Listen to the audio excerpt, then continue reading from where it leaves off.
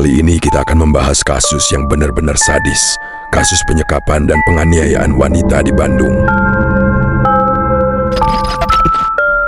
Sebelum lanjut, mari siapkan cemilan dan makanan kalian, supaya kalian nontonnya makin santai dan nyaman.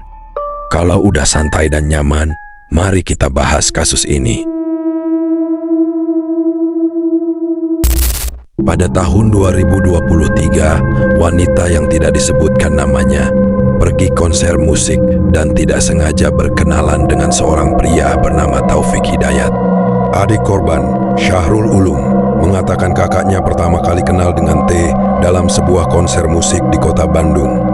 Kalau yang saya tahu, Tete itu awal mulai kenal sama si pelaku dari konser di Tritan Point, kata Syahrul saat ditemui di kediamannya di Kompleks Permata Hijau, Desa Jelegong, Kecamatan Rancaekek, Kabupaten Bandung, Rabu. Syahrul juga menyebut kakaknya mulai sulit dihubungi setelah kenal dengan pelaku.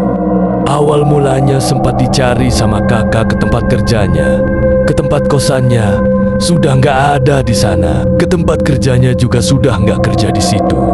Katanya, sebelum hilang kontak, korban diketahui bekerja di kawasan Pasteur. Keluarga sempat mencari keberadaan korban, bahkan menyebarkan informasi orang hilang melalui media sosial. Namun upaya itu tak membuahkan hasil. Pernah di-share sama kakak laki-laki, dicari orang hilang kayak gitu. Perkembangannya sih nggak ada, ujar Syahrul.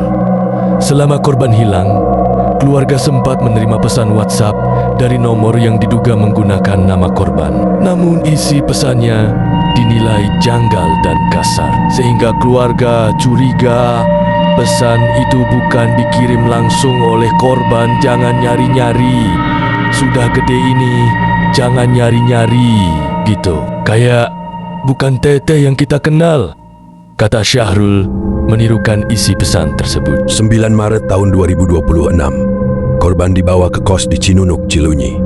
Bertahun-tahun pihak keluarga tak mendapat kabar pasti dari WTR. Baru pada tahun 2026, ada secercah titik terang. Saat itu, seorang penjaga kos bernama Resa mengungkap bahwa YTR dibawa ke sebuah rumah kos di wilayah Cinunuk, Kecamatan Cilunyi, Kabupaten Bandung pada 9 Maret tahun 2026. Ya aja gitu. Istilahnya orang mabuk kan, mana mau dikerasin juga gitu. Menurut Resa, saat pertama datang ke kos, korban sudah dalam kondisi lemah dan harus dipapah masuk ke kamar oleh pria yang mengaku sebagai suaminya. Dia datang malam-malam, si istrinya itu nunggu di motor, terus kesininya masuk ke kamar, juga sudah dipapah, gak bisa jalan. Saya lihat sama istri saya sudah gak bisa jalan, sudah gak bisa apa-apa, kata Resa Senin hari.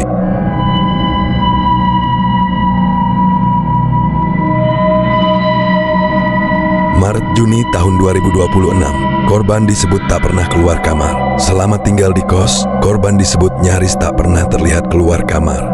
Menurut Resa, korban sering ditinggal sendirian dan pintu kamar dikunci dari luar.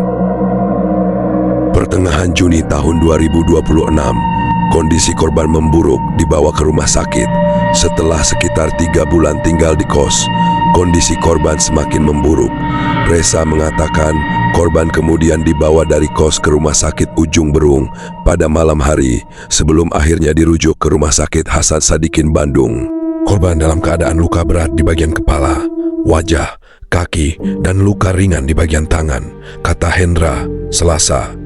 Polisi juga menyebut korban diduga mengalami penganiayaan dengan tangan kosong, benda tumpul hingga senjata tajam. Selain itu, sejumlah barang berharga milik korban juga dilaporkan hilang dengan total kerugian material mencapai 52 juta rupiah. Korban ini yang kita dapat informasi sebagai kekasih daripada seorang laki-laki ini telah disekap kurang lebih 3 tahun, kata Hendra, Kamis. Menurut Hendra, kondisi korban sangat mengenaskan.